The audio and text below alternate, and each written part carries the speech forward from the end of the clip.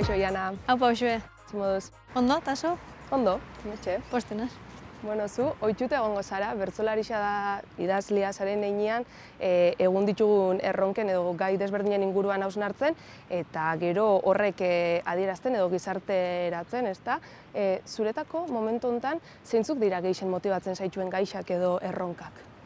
Nik esango neuke momentu honetan jendartean dana dela erronka, are jendartean jendartean norbanakuen munduan eta danan biziraupena bera dela erronka, nahiz eta ez garen konstiente igual, ezta? Ze azkenengo, badakigu, azkenengo 2 urteetan panorama aldatu dela guztiz, baina gauz puntu baten nun ez dakigun oso ondo nora iritsiko garen, helduko ote garen, eta zer dan nahi dugun hori bez, ez?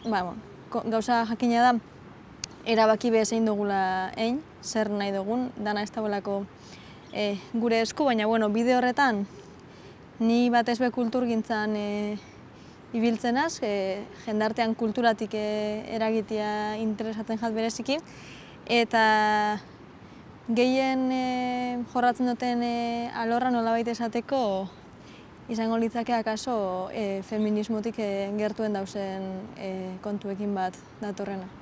Txarri esaten dugu, ez, badala kultura errementxa bat gizartean eragiteko, eta zure kasuan esan duzun moduan hala da, eta eskuartean baditutzu horrekin lotutako gaixak.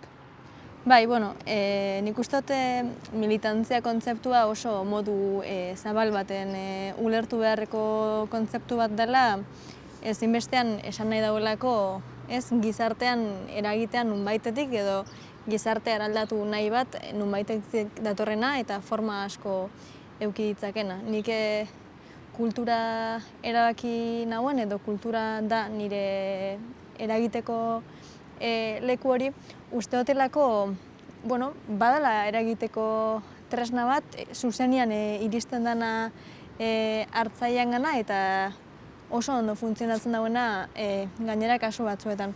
Esango neuke oroar badagoela ohitura edo badagoela olako sinesmen bat kultura entretenimenduakin lotzen dauena, eta ez dut ukatuko hori hala danik, nik berabiltzen dutelako entretenimendurako espazio moduan, gozatzeko, pixkate beste gauza batzuetan pentsatzeko eta bar, baina horren txanpon horren infrentzua litzake kulturan hainbat balio dauzela, eta ez dakit guk euskal kulturan, adibidez ja euskeraz sortzen dugun momentutik, gai konkretu batzuk inguruan pentsatzen dugun eta gai konkretuaren inguruko diskurtso batzuk plazaratzen ditugun momentutik, ezinbestean eragiteko tresna bat bihurtzen dela eta hortan sinisten dugulako saiatzen garela gure ideologiari arte forma ematen edo eta gero hori plazaratzen.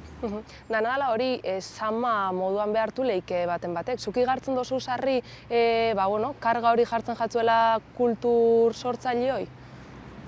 Ez dakite sama dan, hartu beharko gaunken sama moduan, bai ikusten dutena da, eta nik 20 urte baino ez daukete ondion, eta bai sumatzen dutena da, dauketen ibilbide labur honetan edo, ez igual eskatzen dela, baina emuntzat ematen dela, kulturan zabitzen ez gero, edo adibidez nik batez bertsotan eta literaturan ibiltzen hazen ez gero, gauza askori buruz iritzi bat eduki badaukotzula, jendartean gertatzen den guztiaren ezagutza minimo bat badaukotzula eta gero edozeri erantzuteko gai izan behar zarela.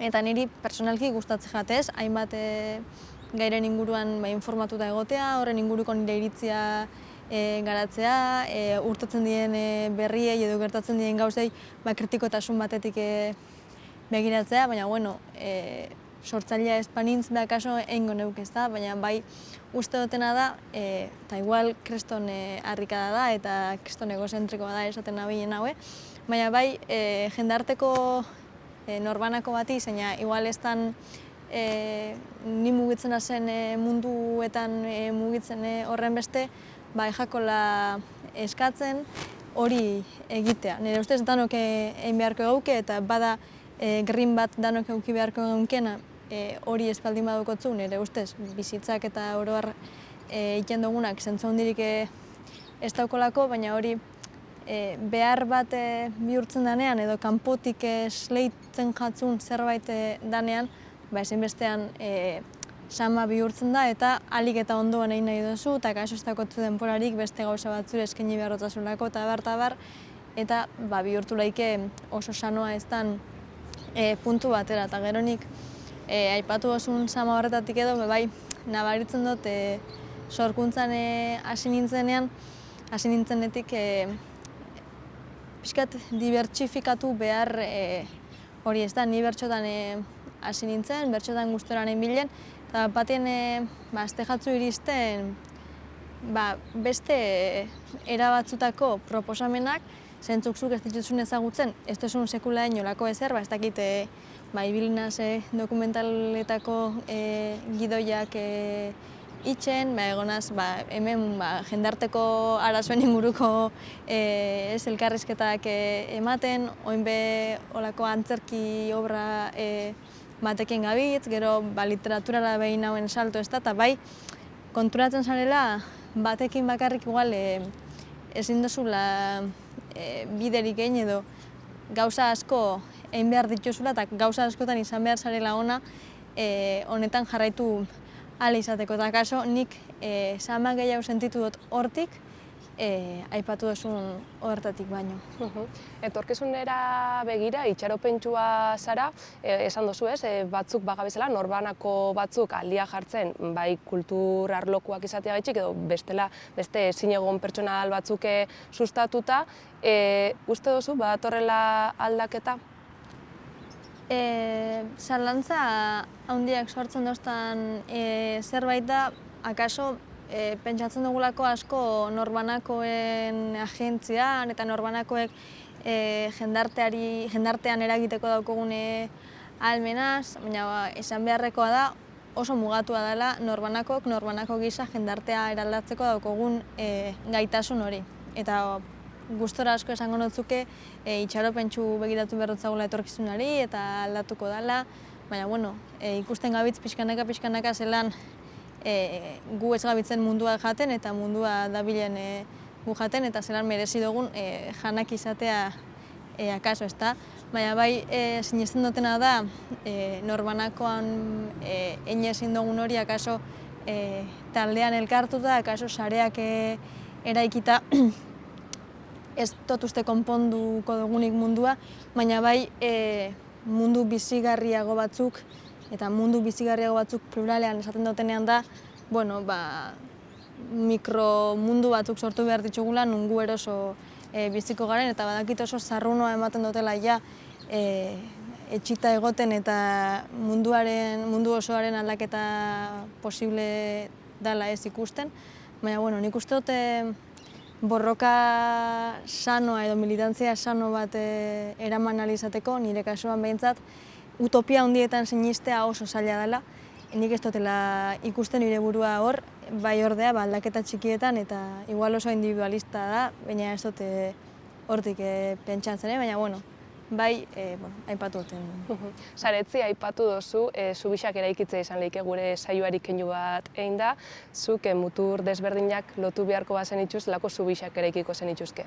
Nik egunerokotasunean asko sinesten dut norbanakoen arteko sareetan, aurrez aipatu duten moduan, ez bakarrik sorkuntzarako, inoski, sorkuntza kolektiboan sinesten dutelako, baita bizitzako egunerokotasunean behar ditugu gure zaintza sareak, akaso familia instituziotik haratago joango dienak, sistema beste leku batzuetatik arrakalatu ahal izateko, eta orduan nik asko sinesten dut pertsonen arteko zubi edo lotura horietan, eta gero esango neuke ezinbestekoa dela oro har mundu handi honetan itxita daukogun zubi eta muga guzti horreik berreraikitza eta zabaltza. Hemendik oso erraza delako gure mundu zatitxoa konpondu eta gu pozik bizitzea, baina begiratu behar dugulako bai,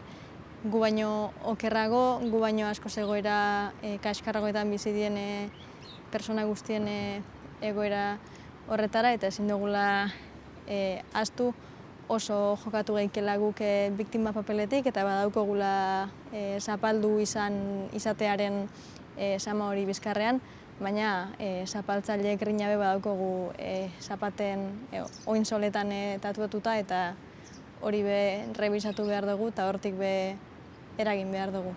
Oso ondo, Jana, mila esker elkarrizketa hau onartzearren, eta zure mezuekin geratuko gara mundu hau eraldatzeko. Eskerrik asko zuei.